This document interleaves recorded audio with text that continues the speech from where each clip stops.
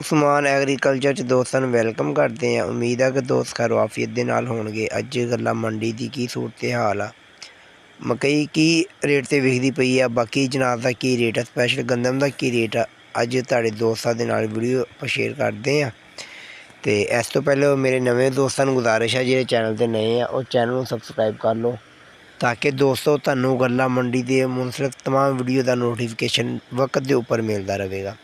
ਤੁਸੀਂ ਅੱਜ ਵੇਖਦੇ ਪਏ ਹੋ ਮਾਸ਼ਾਅੱਲਾ ਮੰਡੀ ਦੇ ਅੰਦਰ ਮਕਈ ਬੜੀ ਮਕਦਾਰ ਦੇ ਅੰਦਰ ਆ ਰਹੀ ਆ। ਅਗਰ ਗੱਲ ਕਰੀਏ ਆਪਾਂ ਦੋਸਤੋ ਰੇਟ ਦੀ, ਮਕਈ ਦਾ ਰੇਟ ਇੰਨਾ ਮਾੜਾ ਵੀ ਨਹੀਂ ਹੈਗਾ ਜਿੰਨਾ ਆਪਾਂ ਸਮਝਦੇ ਸੀ ਕਿ ਪਹਿਲੋਂ ਕਿ ਮਕਈ ਸਾਡੀ 1400-1500 ਨੂੰ ਵਿਕੂਗੀ, ਲੇਕਿਨ ਐਸੀ ਕੋਈ ਗੱਲ ਨਹੀਂ। ਅਲਹਮਦੁਲਿਲਾ ਮਾਸ਼ਾਅੱਲਾ ਮਕਈ ਮੰਡੀ ਦੇ ਅੰਦਰ ਬੜੀ ਮਕਦਾਰ ਦੇ ਅੰਦਰ ਆ ਰਹੀ ਹੈ। ਅਗਰ ਗੱਲ ਕਰੀਏ ਆਪਾਂ ਰੇਟ ਦੀ, ਅੱਜ ਮਕਈ ਦੋਸਤੋ ਤਕਰੀਬਨ 1700 ਰੁਪਏ ਤੋਂ ਲੈ ਕੇ 2080 ਰੁਪਏ ਤੱਕ ਜਿਹੜੀ ਮਕਈ ਆ ਉਹ ਮੰਡੀ ਦੇ ਅੰਦਰ ਫਰੋਖਤ ਹੋਈ ਹੈ। ਅੱਜ ਦਾ ਜਿਹੜਾ ਮਕਈ ਦਾ ਟੋਪ ਰੇਟ ਸੀਗਾ 2080 ਦੇ ਅੰਦਰ ਜਿਹੜੀ ਮਕਈ ਆ ਉਹ ਫਰੋਖਤ ਹੋਈ ਆ।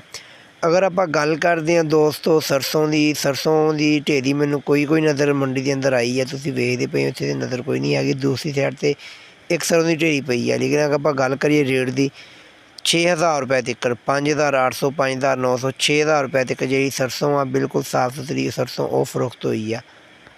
ਕਪਾਸ ਜਿਹੜੀ ਹੈ ਦੋਸਤੋ, ਕਪਾਸ ਜਿਹੜੀ ਆ ਉਹ ਮੰਡੀ ਦੇ ਅੰਦਰ ਬਹੁਤ ਕਮ ਮਕਦਾਰ ਦੇ ਅੰਦਰ ਆਈ ਹੈ। ਇੱਕ ਦੋ ਢੇਰੀਆਂ ਆਈਆਂ ਵਾ, ਲੇਕਿਨ ਜਿਹੜੀ ਉਹ ਰੇਟ ਆ 10000 ਰੁਪਏ ਤੱਕ ਕਪਾਸ ਫਰੋਖਤ ਹੋਈ ਆ। ਗੰਦਮ ਮਾਸ਼ਾਅੱਲਾ ਮੰਡੀ ਦੇ ਅੰਦਰ ਤੇ ਆ ਨਹੀਂ ਰਹੀ, ਕੋਈ ਢੇਰੀ ਨਜ਼ਰ ਆ ਰਹੀ ਹੈ। ਅਗਰ ਆਪਾਂ ਗੱਲ ਕਰਦੇ ਗੰਦਮ ਦੇ ਰੇਟ ਦੀ, 2650 ਰੁਪਏ ਤੱਕ, 2700 ਰੁਪਏ ਤੱਕ ਗੰਦਮ ਉਹ ਫਰੋਖਤ ਹੋ ਰਹੀ ਆ।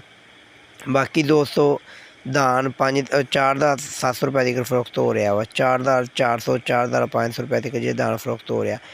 ਇਹ ਸੀ ਦੋਸਤੋ ਤੁਹਾਨੂੰ ਗੱਲਾਂ ਮੰਡੀ ਮੀਆਂ ਚੈਨਲ ਦੀ ਵੀਡੀਓ ਸ਼ੇਅਰ ਕੀਤੀ। ਇਨਸ਼ਾਅੱਲਾ ਆਪਾਂ ਇੱਕ ਨਈ ਵੀਡੀਓ ਦੁਬਾਰਾ ਮਿਲਾਂਗੇ ਦੋਸਤ। ਬਹੁਤ ਸਾਰਾ ਖਿਆਲ ਰੱਖਿਓ। ਅੱਲਾ ਹਾਫਿਜ਼।